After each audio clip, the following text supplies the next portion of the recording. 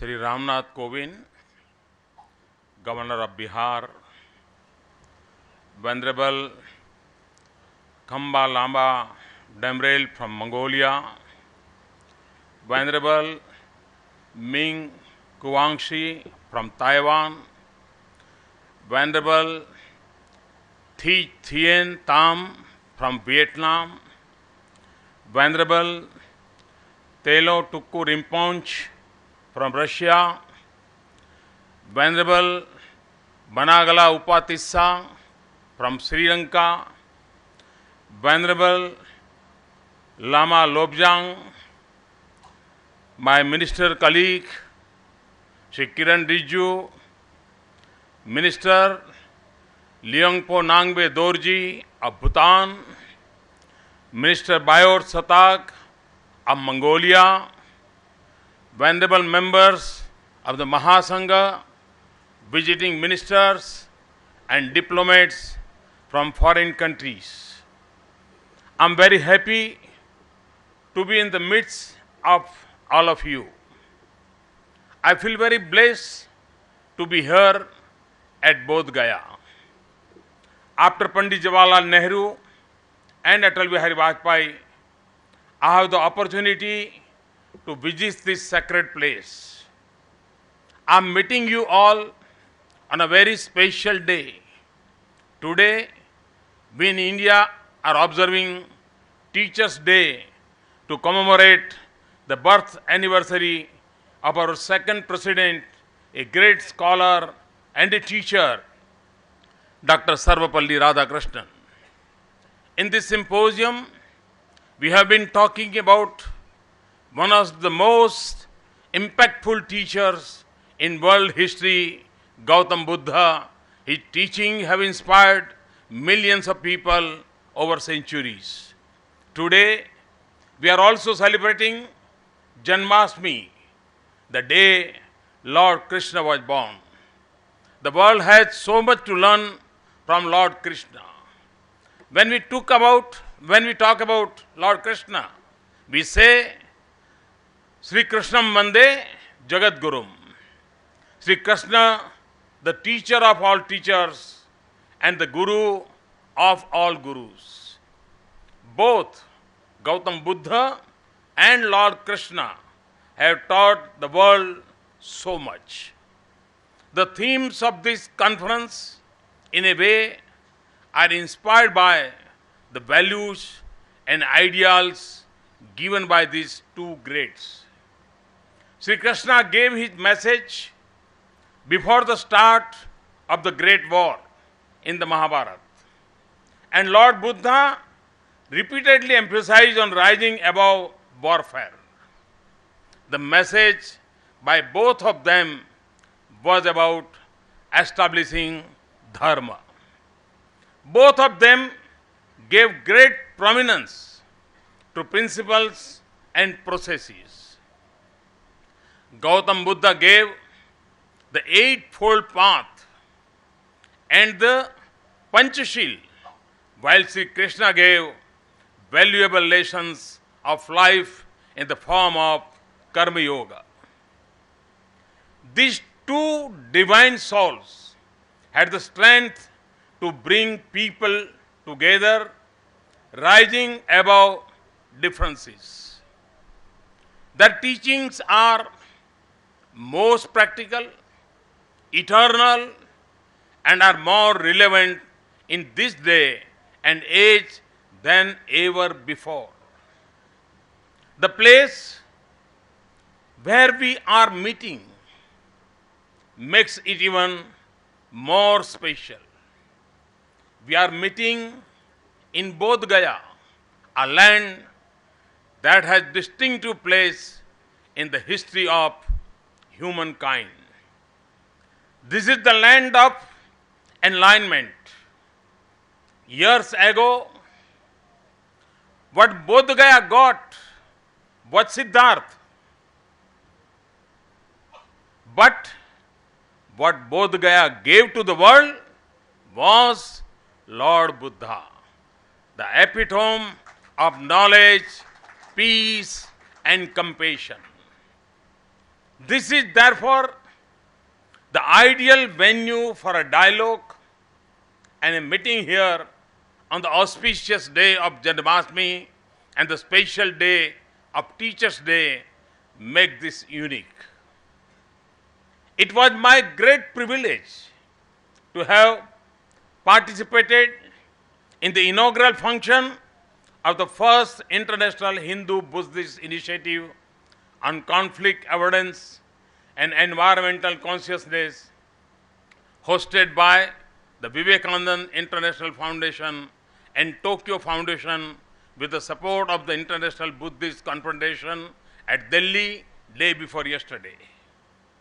The conference was conceptualized on shifting the paradigm from conflict resolution to conflict avoidance, and from environmental regulation to environmental consciousness.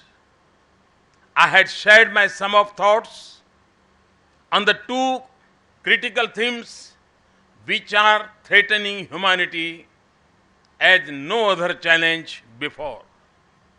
I recall how in the context of both issues and for changing the global paradigm of thinking, the world is looking to the Buddha today as conflict resolution mechanism and environmental regulations, both of them dependent on the instrumentality of nation states, are increasingly failing to measure up to challenges. Spiritual and religious leaders and also intellectuals, largely from Buddhist societies, participated in the two-day conference and deliberated on the two issues. At the end of the two-day conference, and after a churning in which spiritual, religious and intellectual leaders participated, the Tokyo Foundation has announced that they have decided to hold a similar conference in January 2016. And other Buddhist nations have also offered to hold similar conferences in their countries. This is an extraordinary development which coincides with the rise of Asia as an economic and civilizational phenomenon. The themes of the conference, informed and shaped by the Hindu-Buddhist civilizational and cultural perspective, promise to deepen the notion of conflict avoidance philosophy and environmental consciousness in Asia and beyond. The two-day conference seems to have arrived at a broad consensus on both issues. On the issue of conflict, most of which are being driven by religious intolerance, the participants in the conference seem to have agreed that while there is no problem about the freedom to practice one's religion, it is when the radical elements try to force their own ideologies on others that the potential for conflict arises. On these issues of environment, the conference seems to have agreed that the philosophic understanding underpinning of the Dharma, which traces the protection of natural heritage, is critical for sustainable development. I may add that the United Nations too has arrived at the view that sustainable development is achievable only through aligning development to the local culture of the people. This, in my view, is a positive turn in the development modeling of the world of diversity. I may add that the turn in thinking at the global level has created the ecosystem for the Hindu-Buddhist societies to carry forward their consensual ideas to the global flora. I personally consider the Hindu-Buddhist Conference on Conflict Avoidance and Environmental Consciousness as an important development in a world that seems to be short of durable ideas on both issues. Hindu philosophy was one of the greatest beneficiaries of the advent and the teaching of the Lord Buddha. Many scholars have analyzed the impact of Buddha on Hinduism. In fact, Adi Shankar was even critic for the way he was influenced by the Buddha, and Shankara was called as a Prachanna Buddha, meaning Shankar was Buddha in disguised form. That was the extent of influence of the Buddha on Adi Shankara, regarded by many as the tallest Hindu philosopher. At the mass level, Buddha was so venerated that Jayadeva in his Gita Govinda even praised him as Mahavishnu or God himself who descended to preach ahimsa. So Hinduism, after the Buddha's advent, became Buddhist Hinduism or Hindu Buddhism. They are today an inseparable amalgam. This is how Swami Vivekananda raised Buddha. I quote, "At the time Buddha was born, India was in need of a great spiritual leader, a prophet. Buddha never bowed down to anything, neither Veda, nor caste, nor priest, nor customs.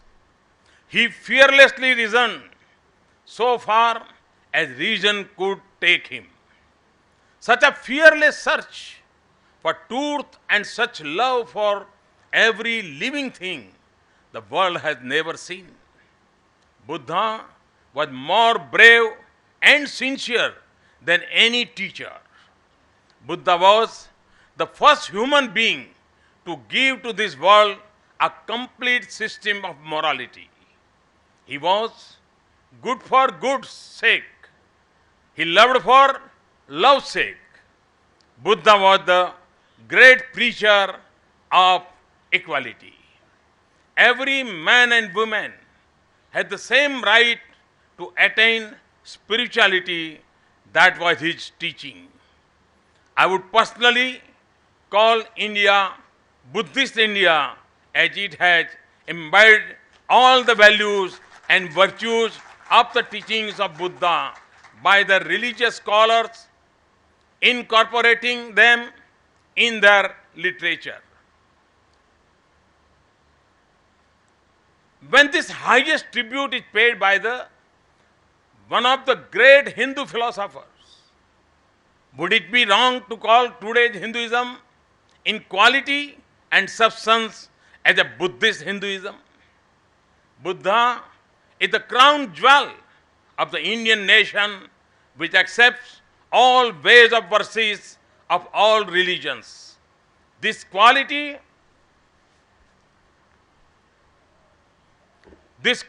of Hinduism in India was a product of many great spiritual masters. Chief amongst them was Buddha, and this is what sustains the secular character of India. The enlightenment which Buddha attained in Bodh Gaya also leads the light of enlightenment in Hinduism. As the first servant of this ancient nation, I revere Buddha as a reformer of not only Hinduism but also the world, who has given all of us a new worldview and vision which is critical for the survival of all of us and the entire world. I recognize how Buddhists all over the world revere Buddha Gaya as a place of pilgrimage. We in India would like to develop Bodh Gaya so that it can become the spiritual capital and civilizational bond between India and the Buddhist world. The government of India would like to provide all possible support that its Buddhist cousin nations need for the satisfaction of their spiritual needs from this holiest of holy places for them. I am happy to read the declaration of Buddhist religions and spiritual leaders. This declaration is the result of hard work and extensive dialogue, which is why it is a pioneering document that will show us the way ahead. I also echo Prime Minister Shinzo Abe of Japan, who the other day highlighted the importance of tolerance, appreciation of diversity, and spirit of compassion and fraternity.